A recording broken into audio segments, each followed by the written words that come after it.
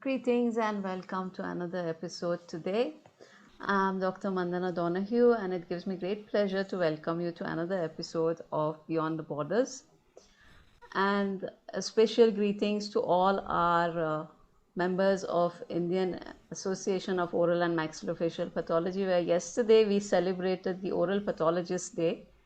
And sadly, I missed all of those events and celebrations since I was indisposed for a day, but my thoughts and feelings were with everybody, and I would like to wish you all today for that.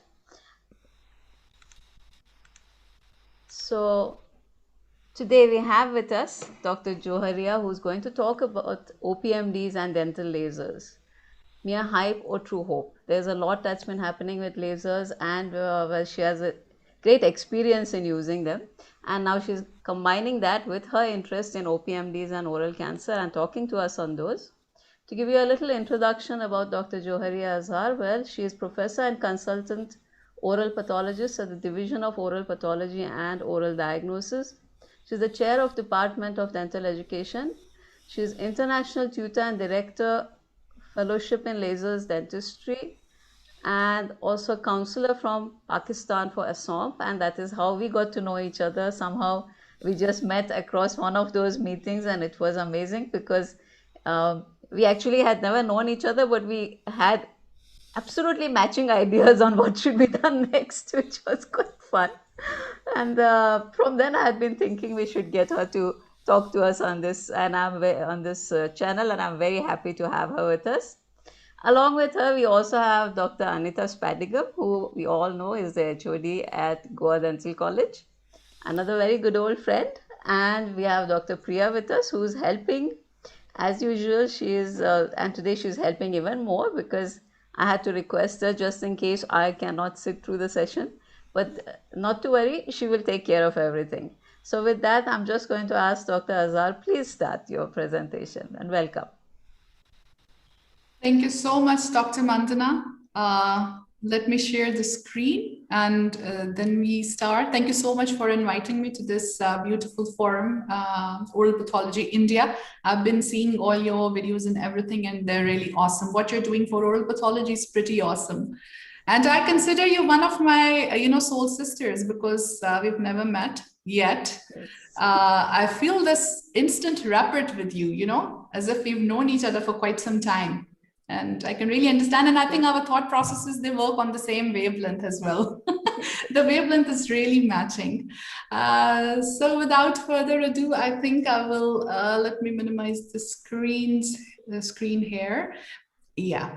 So when I was asked, I was actually invited by Dr. Mandana to speak about a topic, and I started thinking about some very, very specific oral pathology topic. But then she gave me a very interesting idea that why don't you talk about lasers? And specifically, when we talk about lasers, she wanted me to discuss its role in OPMDs. So I'm here to discuss what all the hype is all about. And I'm really happy to discuss these two topics because these are two of my favorite most topics, oral pathology and then lasers. So starting, I know most of the people who listen to this channel are oral pathologists and doing, hardcore oral pathology. So I won't go into many details of the OPMDs, or the oral potentially malignant conditions. We all know what they are and why they are so much important, and why they can raise a red flag, especially in our part of the world, in Asia and in Pakistan, India, Sri Lanka. These are the places where oral malignancy is, a definitive problem, and one of the most common cancers. So a range of conditions are actually included in this, in the OPMDs, and we all know that. Now, all OPMDs, they carry a statistically increased cancer risk. That's why it's really important to have a look at them, to screen the population for their presence, because most OPMDs, we all know, start as, those very innocent looking small spots in the oral cavity that do not have any clinical manifestations as yet at the time of their appearance. So the patients tend to ignore them, and, until it's already too late and it's already a full-blown malignancy by the time they come to us. And the natural history of an OPMD is not really clear. I mean, it's clear in some conditions, but in most of these conditions, the etiology is not known at all. And we really cannot pinpoint the exact event that led to the appearance of that in the oral cavity. That actually adds to the surprise and to the mystery that surrounds the OPMDs, and why we need to keep them under surveillance and need to do something when we come across one. Various observational studies, they have confirmed that a proportion of these OPMDs may transform to cancer. According to WHO, I guess it's about, they say about a third of the OPMDs will undergo malignant transformation. And then how do we keep an eye on the OPMDs is by, stratifying the risk. And how do we stratify the risk? We stratify the risk by grading the oral epithelium for dysplasia. And if we have to grade the oral epithelium for dysplasia, naturally we have to, go in there and cut something out. We can't be non-invasive about this. And an increase in the severity of dysplasia usually points towards the fact that it's already on its way to becoming a malignancy, and something needs to be done. So how do we do the risk stratification? We do the risk stratification by considering a number of parameters like the presence of red areas within that OPMD, if the site exceeds 200 micrometers square, if the OPMD has lichenoid type features and is not homogeneous in its presence, and if we observe a higher grade of dysplasia upon histopathological examination. And like I said, according to the WHO, third of OPMDs, they transform into squamous cell carcinomas one way or the other. So that's why there's all this interest in them. Now, the OPMDs consists of various conditions. For example, the commonest ones are the leukoplakia, which we all know is a clinical diagnosis, then erythroplakia, oral submucous fibrosis, very, very important, very, very common in the areas where there's Pan, Chalia, Gutka in our part of the world. And then lichen planus, of course, is always there with its typical Wickham's striations. Apart from that, we can have proliferative verrucous leukoplakia and things like palatal lesions in reverse smokers. Again, reverse smokers is really found in our rural areas, and that's another red flag. Then lupus erythematosus. Now, how lupus erythematosus can transform into a malignancy, although it's an autoimmune disorder, is anybody's guess. Science fails us here. Maybe we'll know in near future. And then dyskeratosis congenita, one of the conditions which are included in OPMDs. Although the guidelines keep on changing, they keep on taking a few of these things out and putting in a few new things inside. And that's an ongoing process as well. Now that brings us to the management. Since I am here to discuss the management using lasers, therefore, let's start from the basics of management so that we can then focus on to today's topic. Basically, management would start from screening and diagnosis. Now, why screening is important? Because most of these patients are not aware that they are having an innocent looking lesion inside their oral cavity. So screening is always important, of course. When we come on to diagnosis, which is very important to all of us being oral pathologists, the diagnosis actually, in these cases has a three-pronged approach, you can say. We usually just look at the lesion and then we make a provisional clinical diagnosis. Now, reaching the provisional clinical diagnosis is not difficult at all, especially if the conditions like lichen planus with their characteristic Wickham striations and then, oral submucous fibrosis. In these conditions, it's easy to make a provisional clinical diagnosis. Now, this is usually followed by a definitive clinical diagnosis. And how do we do the clinical definitive diagnosis? Is by trying to identify the etiological factor and then removing it, and then observing the patient after 2 or 6 weeks and observing if there's any change in that lesion or not. So that helps us to reach the definitive clinical diagnosis, and which can be followed by histopathologically proven diagnosis, obviously, where the laser or the scalpel comes in. Now, the important thing here is the histopathology is that it's not only, it kills 2 birds with a single stone. I mean, it helps us in diagnosis and surveillance of the tissue, as well as if we carry out an excisional biopsy, we can actually just, get rid of the lesion then and there. And that's the preferred method of many oral pathologists as well to do it.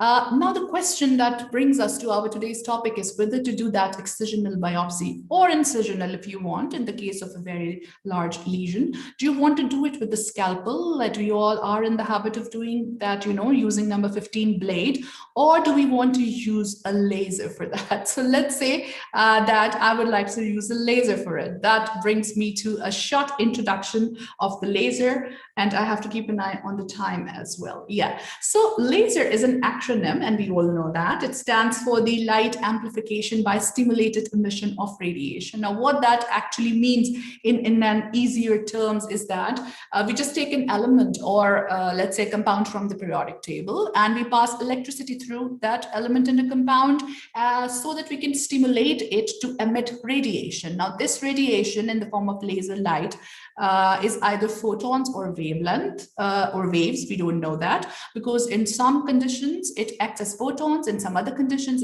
it acts as waves. This is for our physicist friends to discover. At the moment, there is a consensus that sometimes it acts as photons, sometimes it acts as waves, and that's what we'll do. We really don't know what its exact nature is. So this is what a laser is. It's simply that electromagnetic spectrum from where we have taken one wavelength of light out. And how do we take that wavelength of light out? We take the particular element from the periodic table, and we make we stimulate it to emit these things using electricity or passing electricity through it. Now, this is the, this picture really, whenever I look at this, it puts me in a lot of awe. If you see, this is the electromagnetic spectrum, which is quite a long spectrum. However, if you see the visible light over here, let me switch on the laser pointer. Yeah, if you see the visible spectrum, which is just here, this is the 400 nanometers to 700 nanometers is the visual spectrum that we are allowed to see. And anything below it and everything above it, we cannot actually see. So when I look at it, I realize what a tunnel vision we humans have. And I believe in order to enhance this tunnel vision, we need to have some spiritual input as well. But obviously, that's not the topic for today. So anyways, coming back to this, anything below 400 nanometers falls into the ultraviolet and X-ray electromagnetic radiations. And anything which follows above the 700 nanometer falls in the near infrared and mid infrared region.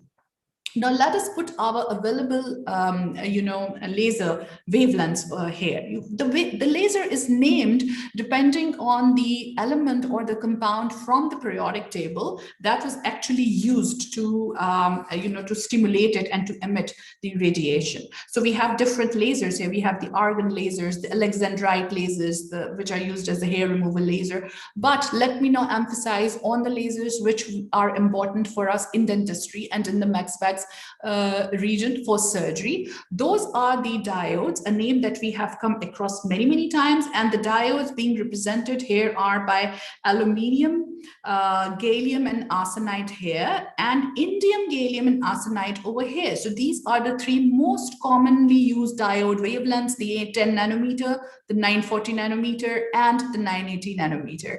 Apart from the diodes, we have its sister wavelength, Nd:YAG laser, also one of the most commonly used entities in dentistry. It's the neodymium and YAG laser.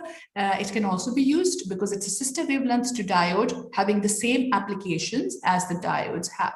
Then if we move on towards the hard tissue, because obviously in oral cavity, we have soft tissue and hard tissue, both of them there. So the hard tissue lasers are the erbium YAG laser, which you can see over here, falls in the mid-infrared region with a wavelength of 2940 nanometers. And the newly added erbium chromium doped YSGG lasers, the erbium chromium doped yttrium, indium, gallium, and garnet lasers. These are the new addition, and the good thing about them is that they can cut both soft and hard tissues together. So they are used as the hard and soft tissue lasers. Apart from these four wavelengths, which I have just mentioned, we have the CO2 lasers. Now you can see the CO2 lasers have a very, very long wavelength, 10,600 nanometers. It's far beyond the far infrared region as well. In fact, CO2 lasers were one of the first lasers that were introduced in the surgery, but then they were sort of discarded disregarded because newer lasers were coming up, and then CO2 are such strong lasers that they were causing a lot of tissue charring and carbonization and harmful thermal effects. However, the newer carbon dioxide lasers are much better than the older varieties. So now let's just take out from all the laser groups, just take out the lasers important for us as dentists and as oral pathologists. This is the list of those lasers. So first we have a look at the soft tissue lasers over here. You see, because most of our OPMDs are soft tissue diseases. So these are the basic lasers that we need to focus on, the diodes and the Nd:YAG and carbon dioxide. Now let me explain one thing over here as well as that. How do we designate a laser as being soft tissue or hard tissue? You see, the laser can only exert its effect if it is absorbed by the tissue or a part of the tissue. So the part in the cell or the pigment or the substance in the cell that absorbs the laser, the particular laser, is called as the chromophore for that particular laser. In the case of diodes and Nd:YAGs, their chromophore is melanin and hemoglobin, the pigmented part in the cell. So wherever there is blood, there is hemoglobin and there is melanin. That tissue or that cell will absorb Nd:YAG and diode lasers, and they'll be able to remove that tissue. Now, since in the tooth structure itself, we do not find any blood or hemoglobin, so it will not cut the tooth. Similarly, the erbium YAG and erbium chromium YSGG lasers, their chromophores are actually water and hydroxyapatite. And water is present everywhere in the bone as well as in the tooth. And hydroxyapatite is the structure that the tooth itself is made up of. Therefore, these two lasers can cut both hard tissues as well as soft tissues. And we can use them to treat our OPMDs as well. But that process has some, snags as well that we will shortly discuss. And then we have only hard tissue lasers, the erbium lasers. But since the advent of the other wavelengths, usually people do not prefer just buying the hard tissue lasers. Now, this brings us to the mode of treatment of the lasers. See, the mode of treatments are almost as important as the laser wavelength as well, because similar wavelength can have a number of modes of treatment. And when we are actually working with lasers, there's a lot of confusion surrounding which laser to use. And if you do not have a thorough knowledge of laser or a basic training in laser, you cannot really choose which laser to use. So we have over here like the incision and excision mode of treatment of the lasers, in which a very, very precise cut can be used. The incision has already pre-calculated depth as well as the width. So that is completely under operator's control. We control the depth of the incision as well as the diameter of the incision. So that makes it a very, very precise tool to cut. We cannot control all these things if we are using a scalpel.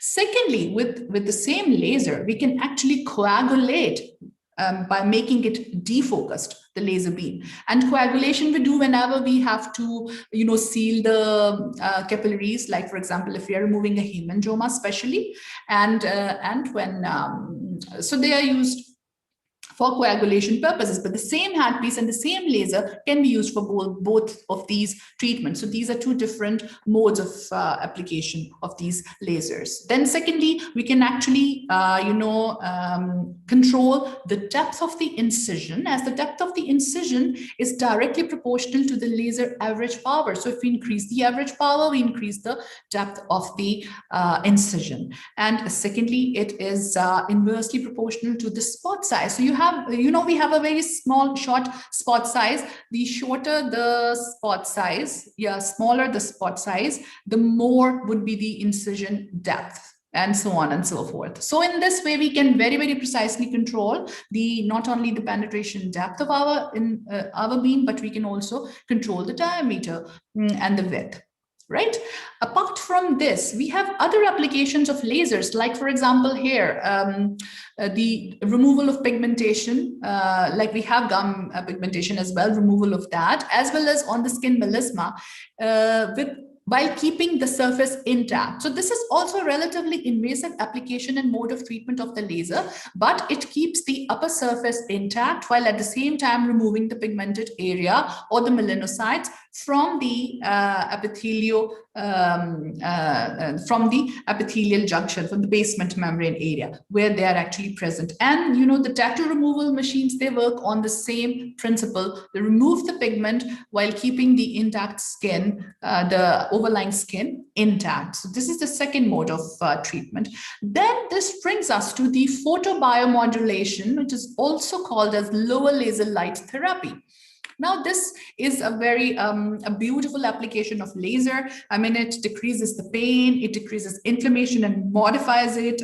It causes release of endorphins in the body from the local area, which is the happiness producing hormone. It causes an activation of ROS pathway that leads to the release of nitrous oxide, which we all know is also used in anesthesia, and it's a happy gas. So local release of anesthesia or nitrous oxide, natural nitrous oxide, decreases the pain locally. It actually activates the NF-kappa B pathway. It activates the so many pathways it activates, right? But we have a snag. It is contraindicated in underlying malignancies.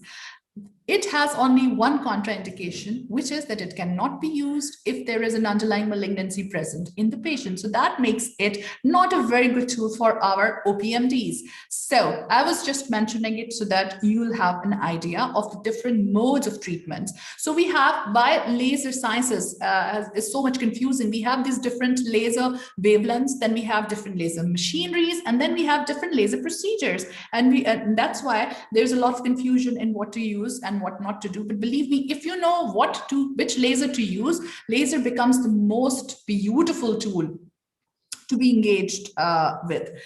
So I will now only focus on the processes which are important for our OPMDs, right? For the surgical purposes for which we are actually gathered here today to discuss. So here are these processes. They have really nice elaborate names, as you can see. We have the photochemolysis. Now, photochemolysis is essentially the exact opposite of photosynthesis. We know what photosynthesis is. Light is necessary to give life and to make food for plants, right? So it's the opposite process to that when we use light to cause a chemical lysis of the tissue and remove the tissue by causing a chemical lysis of it. Why I'm explaining these processes is because this actually helps us in our laser selection. We cannot really select a particular wavelength or laser for our procedures if we do not know these processes and the underlying science behind it. Then the second process is the photopyrolysis. Now, photopyrolysis is just heating the tissue below 100 degrees C to cause a coagulation for either thermal necrosis that will remove the tissue or thermal hemostasis. So these are the laser treatment regimes in which we want to stop the bleeding and use hemostasis. Then photothermolysis. Photothermolysis simply means, heating the tissue with the laser to an extent that it would cause a thermal damage, it would cause lysis and destruction of the tissue, and the tissue would be removed, right? This brings us to the next photo and tissue interaction, which is photovaporylysis. Now, the name shows vaporylysis. This means that when laser is applied on the tissues, it actually causes a conversion of the cytologic and histologic water suddenly into a steam. And this sudden change of water into a steam produces a micro explosion, and this micro explosion disrupts the tissue architect and causes a mechanical removal of the tissue, right? And then we have, of course, photoplasmolysis. Photoplasmolysis is actually defined as the conversion of electrically charged ions, that is plasma production actually, because of laser energy absorption by the tissue. So all these processes, the photochemolysis, thermolysis, pyrolysis, vaporylysis, and plasmolysis, are the ones that the invasive and ablating lasers use. So we have to use them for the treatment of our OPMDs. Now, how these different processes translate into our clinics. They translate in the form of cutting with laser, coagulating with laser, ablating with laser, and welding with laser, giving laser bandage, stopping the bleeding, and all that. So let us now take out all the irrelevant to OPMD procedures from here, and we are left behind with only these three processes and their lasers that work using these processes for OPMDs, right? So we have photopyrolysis and photothermolysis that is brought about by diodes and anti-YAG lasers. And we have the process of photovaporylysis, which is the process on which the whole the whole market of erbium chromium YSGG lasers and erbium chromium YAG lasers is based on. Because if you remember, I told you when we were discussing the chromophores that the chromophore for erbium chromium YSGG lasers and erbium chromium YAG lasers is water. And how does it use water to cause a mechanical destruction of the tissue is by the process of photovaporylysis. So these are the wavelengths that we can use for our OPMDs. Now this is this is the graph on which all these processes are plotted against a few laser parameters, and this is just to reinforce the notion that everything is in our own control. You see, we have the pulse duration of the laser over here, and then we have the power density of the laser over here. And you see the same laser, let's say diode, if we use it with a very long pulse duration and very low power density, will cause biostimulation. The same diode will relieve the TMD, the pain, you know. However, if we decrease the pulse duration and increase the power density, the same diode would be taken into its cutting mode and would start cutting by the process of photopyrolysis or photoablation and even photodisruption. So you see the mechanism of laser tissue interactions, it depends on a lot of things like the laser wavelength, the power density, the pulse duration, only naming a few of them. And we can actually use these parameters, take them up and down in order to have the type of treatment protocol that we actually want in our particular condition. And then to make the matters further confusing, if they are not already, here is a comparison of two kinds of cuts. Now, on the left-hand side, you can see, a CO2 laser cut on a chicken leg. Mind you, this is not a patient's oral cavity. This is a chicken leg. It's 7 watts, so same power as compared to a diode laser, which has got the same power, 7 watts, right? See the depth and the extent of the cut by the CO2 laser. It's a large incision.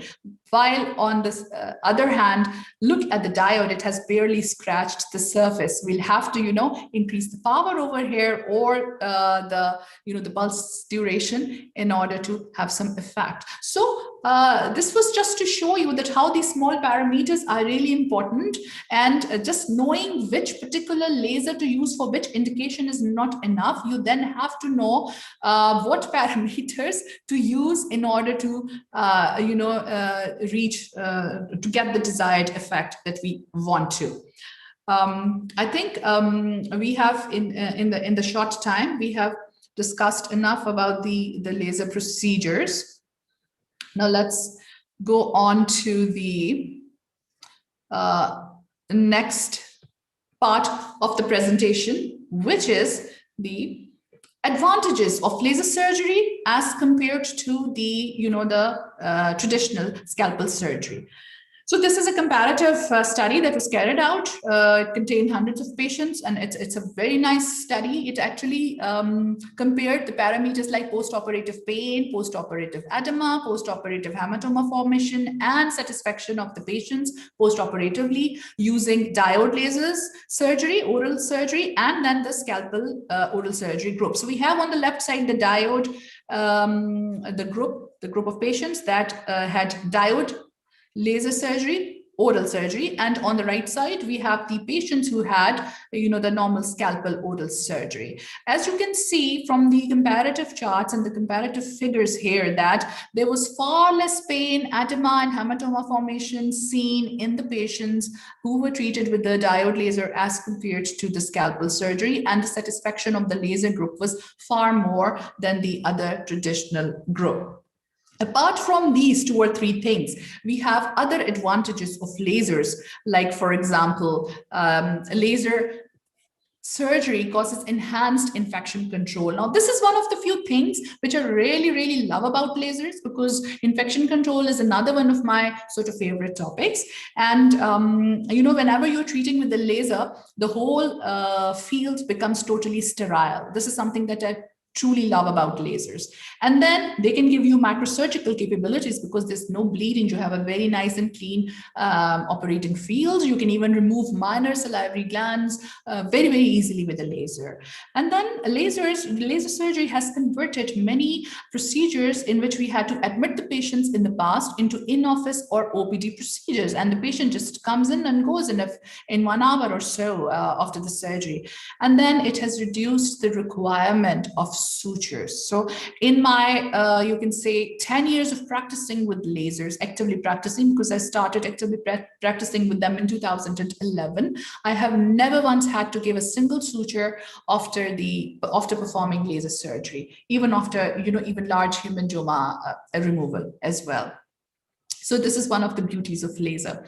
Then there is a debate going on regarding the healing following the laser cut. Right. So some people say that the laser cut actually has delayed healing, or cutting with laser delays the healing. However, if you know the specific wavelength and if you're following the optimum parameters, then laser cut does not increase the healing time. It in fact decreases it. However, if you know we use CO2 laser with too much power density or too much carbonization of the tissue occurs, in that case, healing can be delayed a bit. So it's actually an operator-controlled parameter. It is not laser equipment's fault. So, and this can be explained scientifically by if you have a look at the normal healing cascade. So it starts after the injury, we have the barrier clot formation, which is followed by inflammation, which has good effects as well as by bad effects, which is then followed by tissue regeneration and tissue remodeling. Now, if we look at the healing cascade in the case of a laser surgery, we do not have a barrier clot formation because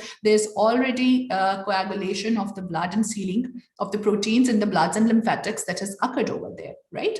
So laser wound healing cascade just does not have the barrier clot formation phase in the healing cascade. It just has a very short inflammatory phase, which is good inflammation, which is immediately followed by enhanced tissue regeneration and enhanced tissue remodeling. So certainly the healing is enhanced and it's better. And also scar formation is far less than the usual traditional surgeries with scalpel. Now the advantages, these were advantages of lasers in oral surgery for non-OPMD conditions as well as for OPMDs.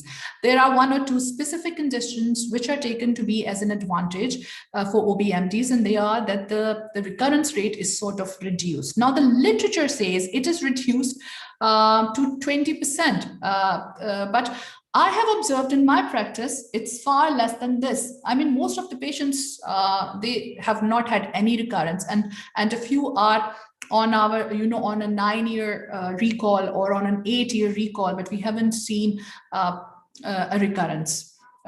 Just recurrence in a few cases where they're supposed to have recurrence. And I will be discussing such a case over here as well of recurrence. And then the second point is that the seeding of microvasculature and lymphatics, it reduces the chances of seeding of the malignant cells and hence metastasis. We know that there is a group of pathologists and molecular biologists that firmly believe that during surgery, seeding of the malignant cell or a transformed cell can happen very easily, and wherever it is deposited, it then causes the satellite lesion or the secondary lesion, metastatic lesion. So chances of that are also reduced. However, this is more of a theoretical thing because it's really difficult to prove this scientifically inside a lab.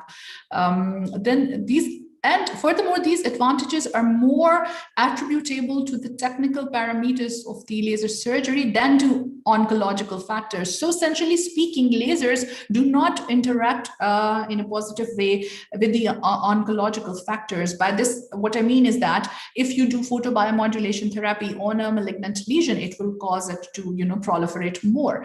That is why the contraindication was mentioned over there. But certainly laser surgery is the most recommended form to be done for OPMDs as well as better for the malignancies. in the case the malignancy has already been established. So with this, we have discussed different, the advantages and different mechanisms and modes of action of laser. Now let us have a look at the cutting techniques, and then I just want you to have a feel of how you see what the laser is cutting and what kind of a laser to choose for your particular indication. So here is a patient with the papilloma, a pedunculated fibroma or a papilloma on her palate that is being removed with the laser. If you see in the mirror over here, we're holding the papilloma very tightly with the forceps while the laser is cutting from here. And this gives us a very nice tissue like this, cut tissue, which can be sent very easily for histopathological evaluation so that we know what it is. Right now, this is another video of another one of my patients with a different, this is a mucocele that is actually being removed. As you can see, again, the mucocele is, held by a forceps and a proper stretch is given. And then the laser cut, and the laser is cutting at quite a speed, at quite a good speed over here. Right. And in this case, again, I had the mucocele here and the minor salivary glands, which were feeding it over here to send for the histopathological examination and to have an idea about it. Now, let us come to leukoplakia. Now, this is a patient who had a leukoplakial patch. Now, this kind of surgery is definitely different from the other two that I just showed you, because imagine we are actually removing just the surface of the epithelium, right?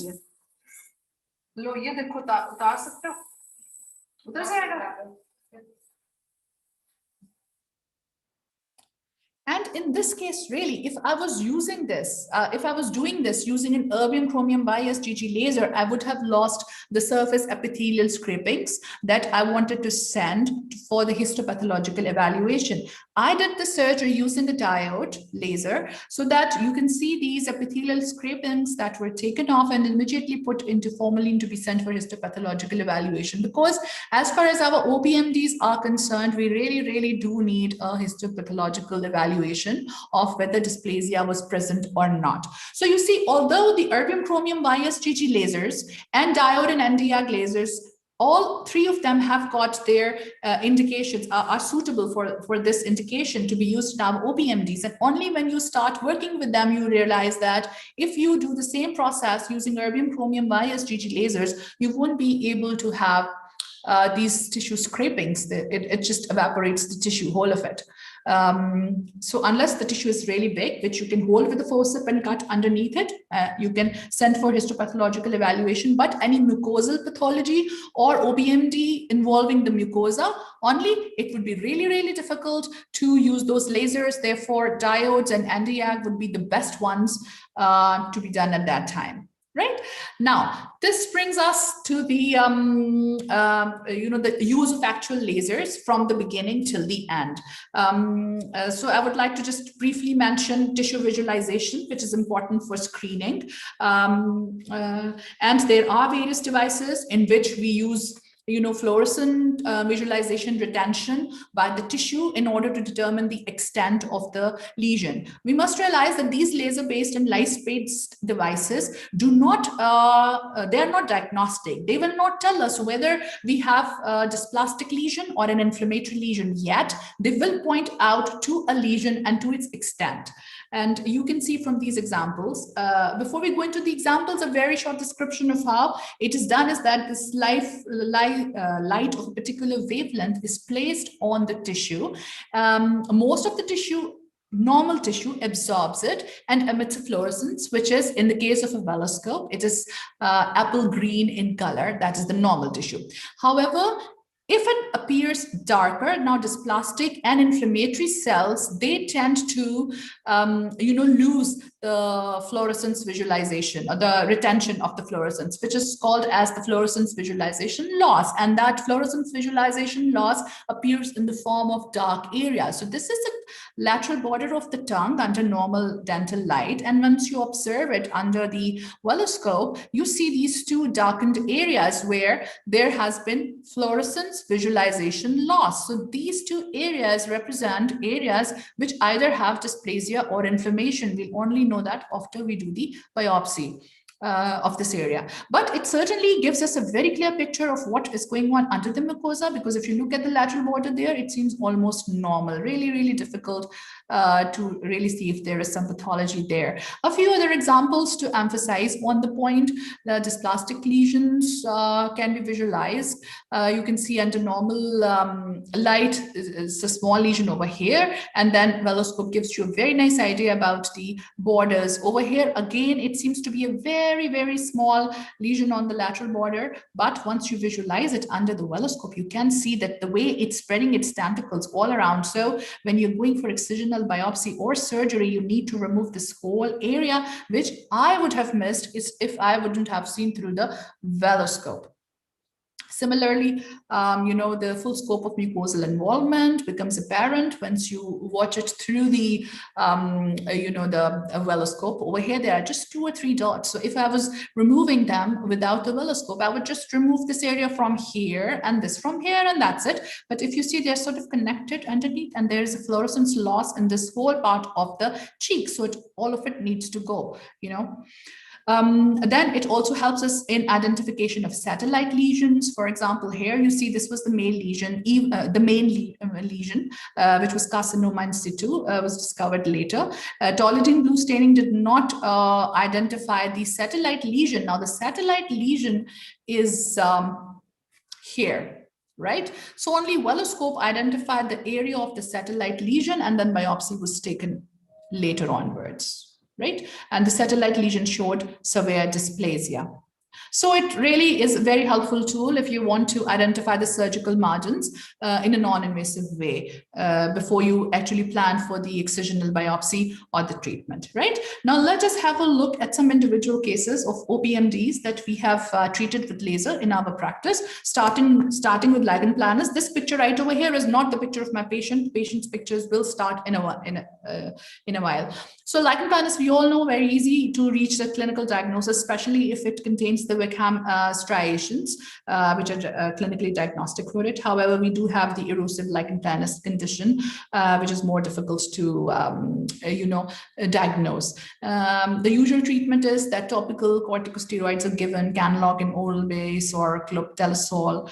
That is usually given for the treatment. This causes significant pain to the patient, especially the erosive form. There's weight loss or nutritional deficiency because the patients usually cannot eat, especially in the erosive lichen planus. Then there's a lot of stress and anxiety, depression. Most of these patients, by the time they come to us, one of them actually told me once that I have oral cancer, and she had, the lichen planus in her oral cavity. So they have scarring from erosive lesions, and the secondary, infections are rampant. And of course, it has got a malignant potential, can convert into one. It is quite recalcitrant to treatment. That is the problem with this, and that is where lasers come into play, fortunately for us. So before I go on to the patient's treatment, I would just like to share a few histopathological slides with you showing the laser cut. This is the incision in contact with the diode laser. Do you see the beauty of the single pulse, how it is just removing the epithelium while leaving the underlying tissue in perfect condition, right? So if you have to remove this epithelium in the case of, let's say lichen planus or leukoplakia, the best tool to be used is a laser. You cannot really do that using a scalpel.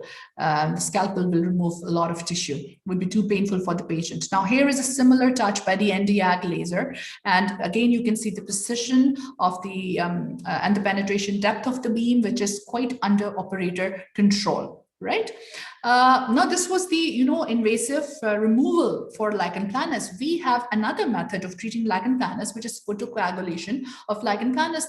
Remember when we were discussing the modes of treatment, I briefly discussed this, that in which you cause the removal of melanocytes or any such proteins at the basement membrane level without harming the upper layers. So this is the histopathology of a photocoagulation that was done to remove the lichen planus, the cells that were producing the adhesion protein. So basically, we remove the adhesion proteins that were being expressed here. And we all know that in lichen planus, ICAMs and VCAMs are the adhesion proteins that are first expressed by the basement membrane cells, which cause the lymphocytic homing that is apparent over here, and that leads to the the normal pathophysiology, the usual pathophysiology of lichen planus and all the clinical symptoms. So once we remove these proteins from the basement membrane, actually these lymphocytes will go away, and once they go away, the inflammatory changes of the mucosa would be reversed. Now, for how long will they be reversed?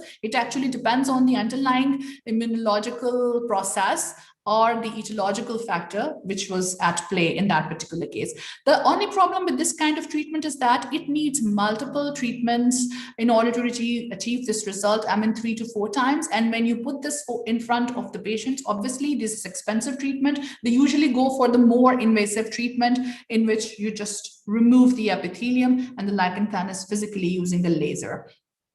So that brings us to the first, for the first case of today's lecture. This was a patient who came to us with erosive lichen planus on her maxillary mucosa. This was actually, she's a doctor herself, and she had a fracture of her arm 4 or 5 years back before this photograph was taken, before the lichen planus actually appeared. And they put in the the plates and screws in the bone, and 4 years later, lichen planus started appearing in her oral cavity. So probably the presence of the plates sort of disturbed her immune response to produce this condition. She had lichen planus all in her oral cavity. However, just on the maxillary mucosa, it was the erosive kind, while on the mandible and buccal mucosa, it was the usual, with Wickham striations. So this is her immediate post-op. A diode laser 940 nanometer wavelength was used. Laser parameters are mentioned here to remove her epithelium. She opted for the invasive treatment. She said she couldn't come again and again for the non-invasive treatment and 3 to 4 phases of that treatment. So this is her immediate post-op. You can see there's no blood whatsoever, and the epithelium has been very, very nicely removed along with the lesions, right? Now, this is her 4 months post-op. You can see the patient is completely free of lichen planus on her maxilla. She had told me that she would only get her mandible and buccal mucosa treated if she had positive results from the maxillary treatment. And this is just a close-up of it. I was just trying to emphasize the good results that I had. So this is the first treatment of the maxillary gingiva that was done on the 26th of December, 2013. This is before, during, and this is her recall visit. After some time, this was the recall. Then she decided that she wanted the other areas to be treated as well. Right? And this picture, now she didn't come for the recall, but she sent us a current picture of November 2020 of her mucosa. When I called her up for the recall visit, she said she's not having those lesions now. And it's been since 2013, it's almost 8 years now. And still there's no recurrence in her case, although those plates are still present in her arm. In the bone. They were never taken out. So this is the current situation since she couldn't come. So I had to make do of the picture that she had sent me. And how I know the exact dates is we save the photographs of these patients with the exact dates in our system. That's how we know when the pictures were taken. And then this was her right cheek, which was the treatment, which was carried out in 2014. And this is immediately post-op. Again, that diode laser was used to remove this area. Veloscope was used to identify the margins. You can see on the visible light, the margins are not that wide, but here, the really wide margins were identified and they were removed. And this is her recall visit.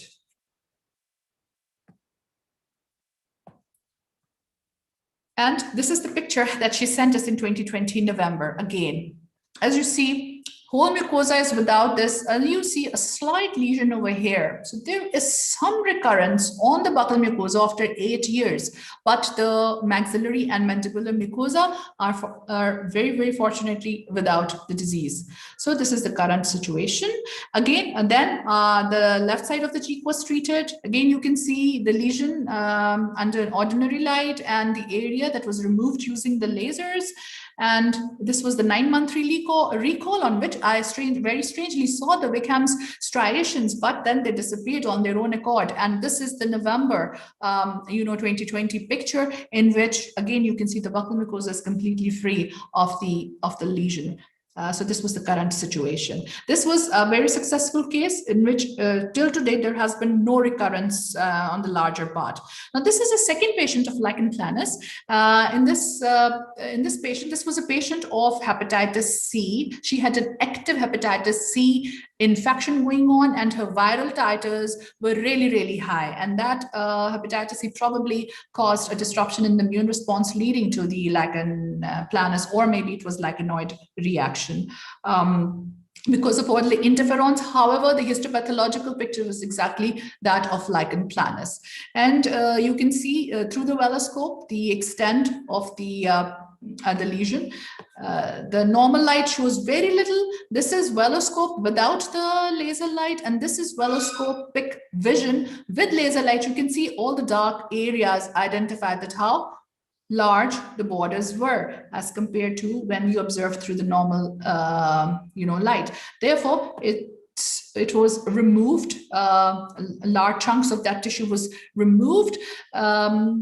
And this is before treatment. This is 3 months after the treatment. You can see complete healing has taken place. There's no scar, nothing, and she was really happy, because initially it used to burn a lot. However, once she came back to us, so this was during treatment, right? And this is immediate post-op, where you can see there is no bleeding. And then this is the 14th day post-op, right? But unfortunately, after some time, this recurred in this patient. The recurrence was not that much astonishing, because she has hepatitis C, patient in hepatitis C infection. This is a 1-year recall, and it's an ongoing infection. And she had she was not responding well to the antiviral treatment. And then, her maxillary mucosa, we could see the new lesions appearing on the maxillary mucosa. And on the 3-year recall visit showed, that the lichen planus had recurred. So, this is just a summary of her case, the 3 months after treatment condition, 1.5 year post-op treatment condition, and then her condition of the 3 years. This was back in 2016, and her condition right now is the same. One thing we observed in this patient is why she did not decide to do anything afterwards was that now it is not painful at all. So after laser treatment, it did come back, it recur, but now it is just there, visibly present, and she is kept under a recall visit after every year to see whether it has increased in size or not, which it hasn't up till now. Now, this brings us to the next case of leukoplakia, and I seem to be, I think, having just a few more minutes. How much time do I have, guys? Don't worry, you can go on for 10 minutes at least. Okay, all right. Yeah. So this is the pre-treatment photograph of a patient who had a leukoplakial patch. The leukoplakial patch, as you can see, is on the buccal mucosa just adjacent to the second molar. Now, in this patient, yes, you can see the leukoplakia, and again, a diode laser, 940 nanometers, was used with the average power of 0.9 watts, and the tip diameter is written there. But I don't think at the moment we should be discussing the parameters, because for that you need to have some basic knowledge. One thing I would like to mention, in some of these tips, we have to activate the tip before we go into the surgical and cutting mode. So this is me activating the tip. And this is this patient whose video I think I showed you before. This was the video of this leukoplakial patch that was being removed, in which the mucosal scrapings were gathered and they were sent for evaluation, histopathological evaluation, in order to determine the dysplasia, whether it's present or not. So this is immediate post-op, and you can see all this white looking tissue. This is actually the carbonized charred tissue that has been removed but is still sticking to the side. So then we have to clean the area nice and clean. And this is immediate post-op and after the cleaning of the area took place. And this is the 1 week follow-up. Don't be scared of the white part that you see there. During healing, you do see, fibrous deposition over there, which is a normal part of healing. And then we see the 2 weeks follow-up over here. See, so it's completely disease-free. And the histopathology did not show any dysplasia, right? But we do know that, histopathological dysplasia appears far later than the molecular dysplasia. And unfortunately, we do not have any molecular markers which can identify the appearance of dysplasia before it comes. Anyways, this patient was a dentist's daughter, and she's still free of that lesion. It did not recur. And as you can see, this was done in 2016. So it's a 4-year recall we have with no recurrence. Now, this is actually the oral cavity of a dentist who resides in Canada now. This was done again in 2013. You can see the leukoplakial patch over here. And this was not a homogeneous leukoplakial patch, looked obnoxious. The other thing is you can tell from the staining on the teeth that he was a smoker. He got a bit scared after this patch was actually revealed, and I removed the patch, and he also then stopped smoking. So together with these two things, here's a close-up of the patch, non-homogeneous leukoplakial patch. This is immediate post-op after laser removal. And since he's in Canada, I had to message them and ask, and they said that there has been no recurrence. So 2013, from 2013 till 2021, I think that gives us again 8 years without any recurrence. And of course, he stopped his habit of smoking. So that's it, I think, for the cases. I deliberately could include only a few cases because of this. We had a few recurrences cases, but in those cases, like the one included over here, patient with active hepatitis C infection, I mean, we could explain the recurrence. So as far as my experience is concerned, the recurrence rate with laser is negligible, next to maybe none. So the take-home message from today's lecture is that laser surgery is a minimally invasive treatment. It's a molecular level medicine, and it's a better treatment result always than the conventional methods. It's regenerative medicine because the healing is so much enhanced, and you never have to give stitches afterwards. So the patients are happy, and it's a natural organic intervention, of course, because laser is naturally occurring. We're just putting it over there. So it is organic. And this is just our laser group back in Germany, Aachen University, when I took this is the first batch from Pakistani fellows that went over there to have the fellowship. And here we are with Professor Stefan in Aachen University. And this is my team at Pathology Polyclinics. And here is how we look during the COVID infection. Now, I think that's the end from my side. And we seem to be having some questions I think I couldn't really read in the comment section before. So now I'm open to questions. Thank you, Dr. Joharia. We were not so sure about, how histopath and lasers go together. So, as a pathologist, I have a question for you, and also I see that these questions are, echoed by the other participants as well. Dr. Selvi asks, as a pathologist, when I receive an excisional specimen by laser, I'm not able to appreciate the epithelial pathology for diagnosis. What is your take on this? Yes, I think that actually depends on how well versed the operator was with lasers when they actually took the sample. Like I told you, especially for mucosal pathology, it's really difficult to gather those mucosal scrapings. because I am a oral pathologist myself. So I think we all oral pathologists would be really good laser operators, because we know where to look for, what to save, what not to save, maybe. And secondly, it depends a lot on the kind of laser that was used to remove the tissue. For example, maybe the dentist used erbium chromium bias GG laser, because that caused a total vaporization of the tissue. So if you have vaporized tissue, even if you have a few scrapes, it's really difficult to tell, because the cells become distorted. That's why I emphasize that we have to use diode lasers and anti-ag lasers, and be very careful when we are removing it. So what I do is, it's a technique. I usually go parallel to the tissue instead of going perpendicular. So when you go parallel to the tissue, you give the first incision, and then with the forceps, you get hold of the epithelial scrape in your hand, and then you go like this, cutting underneath it. So you have to be extra careful. And in that case, with the diode laser and an anti-ag laser, not with too much power, you do not cause any burning or charring, and you have those scrapings that can be sent. And then, we have done this so many times for all the lichen planus cases that I showed you. I just showed you two and two of leukoplakia. In all these cases, the epithelial scrapings were sent.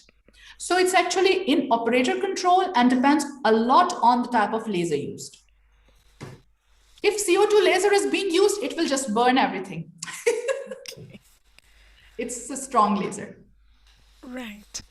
Now, if I might ask a question that Dr. Vijay Lakshmi has asked, that is, when treating OPMDs with laser, does the size of the lesion matter, or is it only large lesions that are indicated for scalpel biopsy? For scalpel biopsy, they have given this, the 200 square millimeter is the size that has been given in the literature. If it's more than that, then you should definitely remove, right? If it's less than that, then they leave it to to our own judgment. But as far as I'm concerned, like for example, you remember that leukoplakia case I showed you in a dentist's mouth who was a chain smoker, right? So that my judgment in that case was, although the size were not that big, but the leukoplakia looked uneven and obnoxious, and add to that the smoking habit. It could have gone the malignant potential without me even knowing it histopathologically, So that's why we decided in that case to remove it. The second thing is, with the scalpel, usually they say, because there is seeding that can occur, and there are reports, they say that if the malignancy had not occurred, the transformed cells got seeded away because of the bleeding and the blood and all that. If you're doing this with the laser, you're actually minimizing that risk. And once you minimize that risk, and there is minimum patient discomfort. There is no stitching, there is nothing. So why not to remove it and have a look? So my take, that's my personal take, is to remove it, especially if you have a laser. But obviously the literature, they have given size, and if it goes beyond that size, we remove it with the scalpel or a laser. If it's below that size, then we can wait. It's actually individual judgment. I prefer to remove. Okay. You spoke about how you would, assess the depth of incision by going parallel to the surface and then lifting off one part and then moving, the laser across in a parallel direction. Sometimes in epithelial dysplasias, we do see that there is epithelial hyperplasia. So how do we assess that? How do we assess at what depth we move to first before going parallel to the surface? Well, actually, it's really difficult to assess that depth. And this is one of the gray areas where, some pathologists really don't like to use lasers for this very purpose, because there are a few things in which we are really assuming. And what if we are assuming wrong? But in the case when you feel that sufficient depth is not there in the sample, you can then just, you can reattempt using a scalpel, right? Really difficult to assess that. Once you take the epithelium off, it's, then a living tissue. And clinically, you cannot really know which depths to go to. Usually, you should go as deep as you can with the laser, as deep as you can. So this is the formula that we usually follow. We go as deep as we can. And up till now, we've had, in all the cases, sufficient part of the underlying connective tissue was there in order for the histopathologist and myself to reach a consensus that it's all right.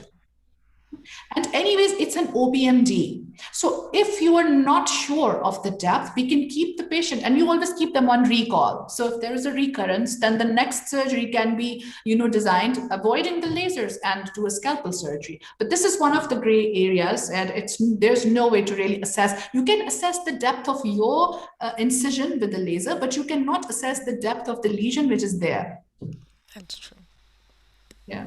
I think your answer on, seeing also some of the connective tissue changes is is another question. So you've answered that as well.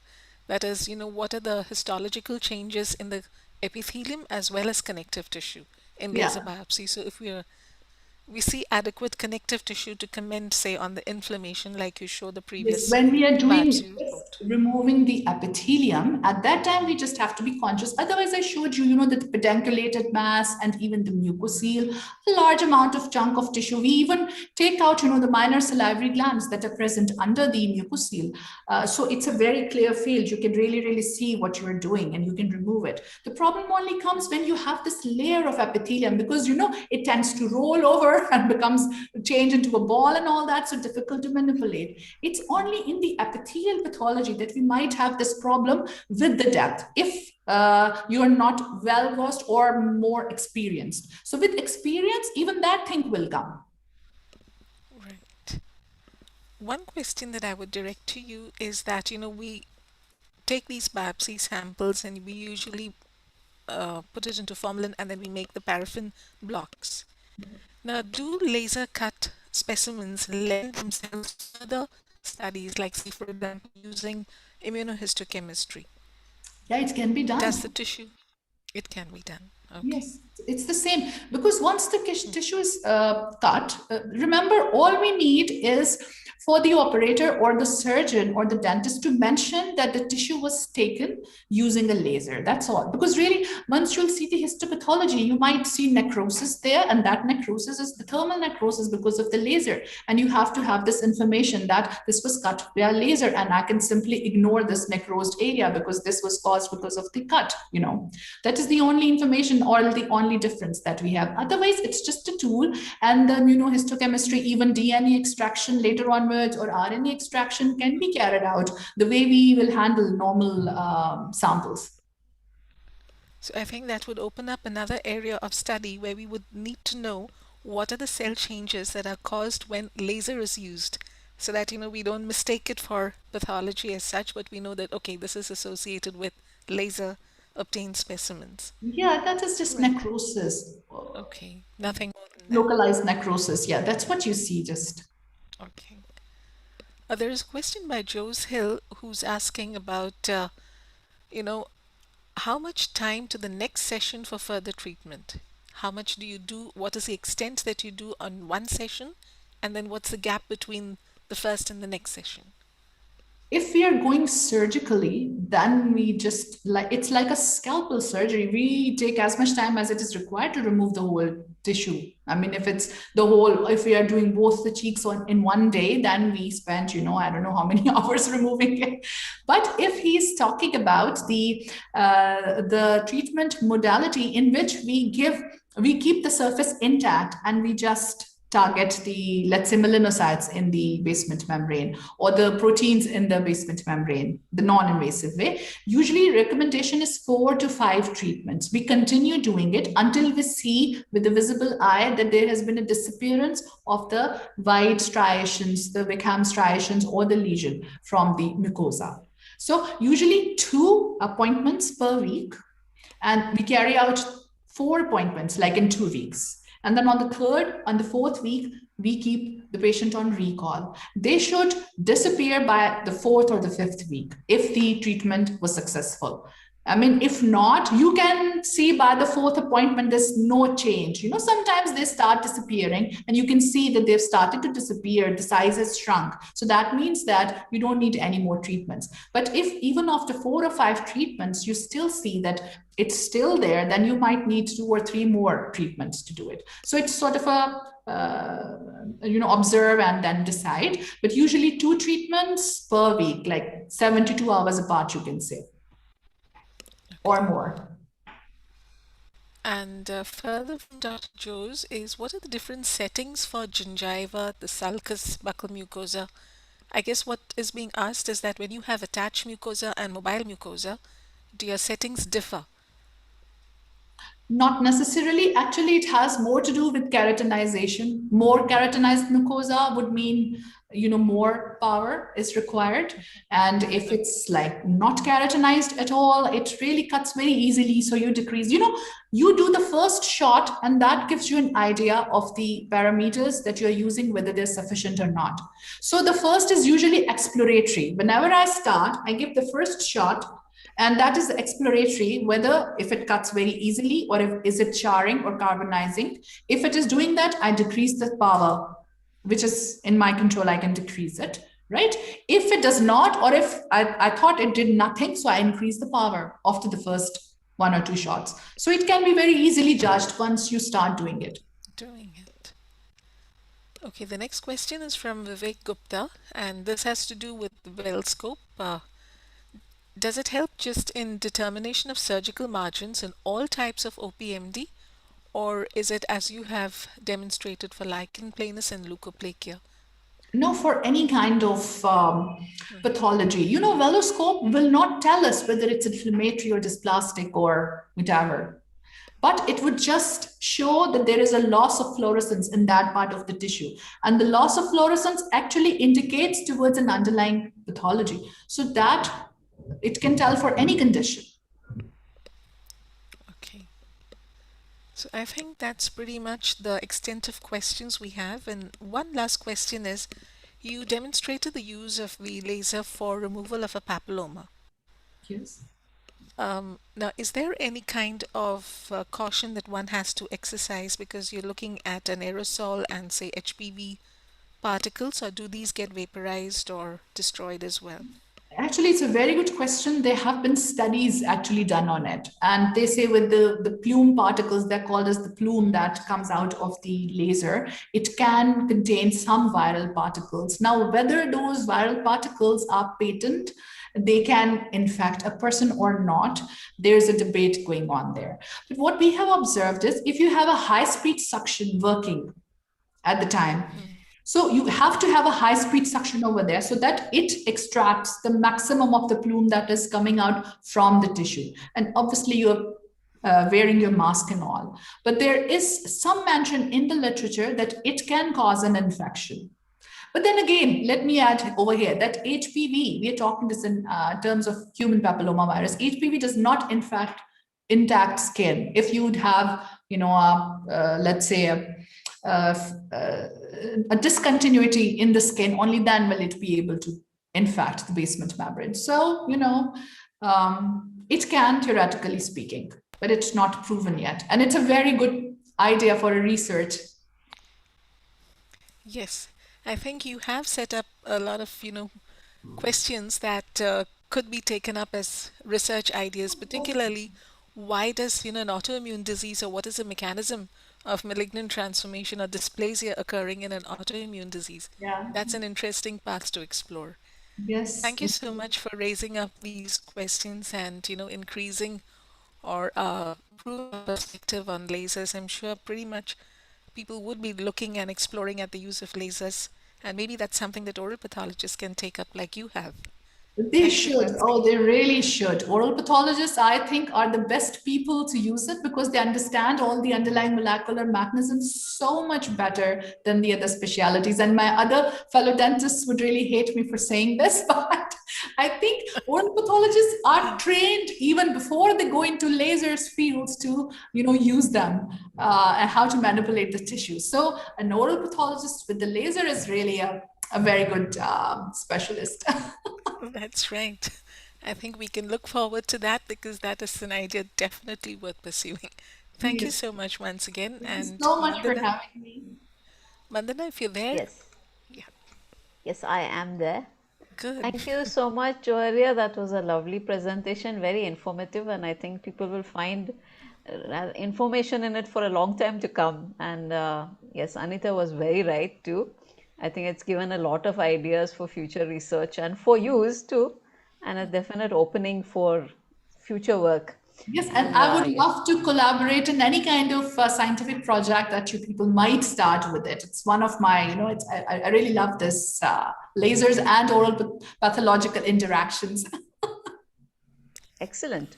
I think we can keep Yeah. that definitely as an opening. And now I think it is open to everybody who heard and who will be hearing. So people Yes. will get in touch with you. Yes, I think I will share your email in the description of the video so anybody can get in touch.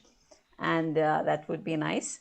Yes, now let me do this. Mandana, I happen to Yeah. have forgotten one question here. In Oh, fact, it yes, was the please go first on. one. No worries. So can I scoot it in now? Yes, Or, you can. Absolutely. okay. It is, what is the effect of lasers on lymph nodes? Now, that's a deeper tissue. Actually, the exact effect of laser on lymph nodes is, there's no interaction if it's a normal lymph node. If it's an inflamed lymph node, laser photobiomodulation therapy will decrease it. With the sore throat, I usually do it myself over here and it decreases the sore throat. But that is because of the interaction of laser with the inflammatory cells in the lymph nodes. And when we are cutting it, the laser usually seals the lymphatics just like it seals the blood vessels. So there's nothing specific. Laser does enhance local growth and allows a release of growth factors. It is basically absorbed by mitochondria, which is the powerhouse of the cell. And once mitochondria absorbs it, which is mitochondria, we know is in every cell. So every cell becomes activated. So if it is placed on the lymph nodes, they get activated, but positively activated, not negatively, unless it was a lymphoma. Oh, If you do it on a lymphoma, it's contraindicated because the lymphoma will flourish will increase in size. We do not want that. So photobiomodulation is contraindicated in the malignancy or tumorous conditions, except for the surgical this thing. So surgically, it's the same interaction as would happen anywhere else. And if you talk about photobiomodulation, then it has a positive effect. that's all the questions that are there. Yes, and you can even see, if you see a patient with tonsillitis, you can put the laser through the, not only here, through the oral cavity as well, and you will see the size shrinking.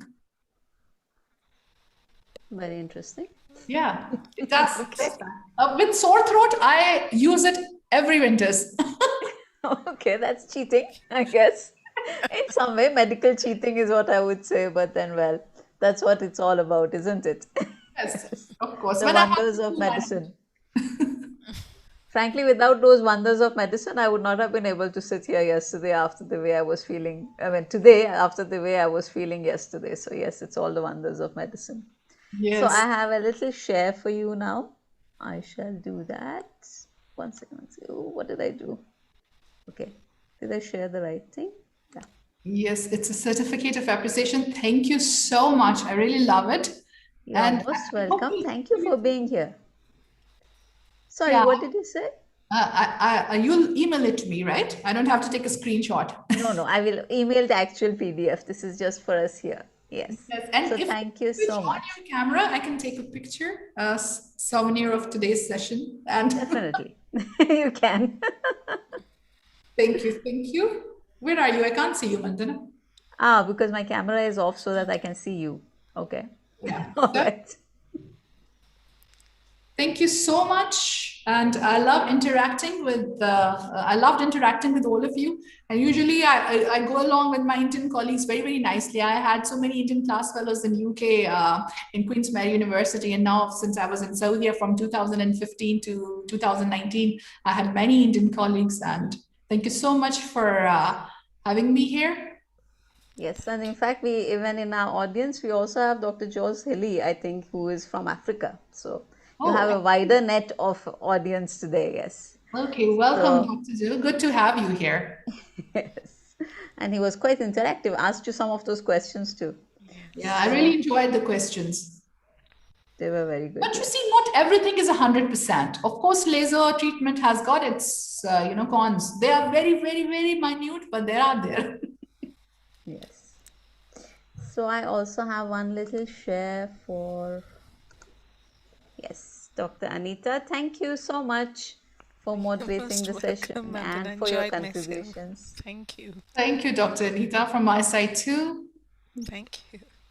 And as always, thank you, Priya. You are there somewhere in the background and have been a lifesaver today when I wasn't really sure whether I would last the session. So she stepped in. There she is. Hi, Priya. Yes. Thank you so much. And yes, so now we shall end the session. Thank you, everybody. Thanks to all the audience or viewers rather who keep it all lively by asking questions and make it keep going. Thank you so much. I Thank you thoroughly all. enjoyed it. Thank Thank you you. so much. Have a nice evening, all of you. Yes, Yes, thank you too. you. Bye. Bye-bye. Bye. Bye. Bye. And Thank you. be healthy, be safe, Dr. Mandana. I wish you a speedy recovery. Thank you. Thank you so much. Yes. Bye. Bye. Bye-bye. Bye. Bye.